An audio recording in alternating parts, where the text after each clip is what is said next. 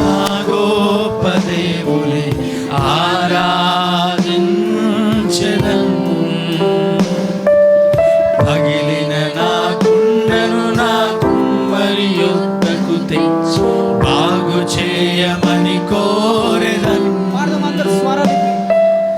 నా చిన్ని హృదయముతో నా గొప్ప దేవుని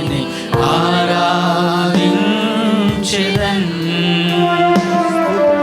పగిలిన నా కుండను నా కుమ్మరి యొద్దకు తెచ్చి బాగు చేయమని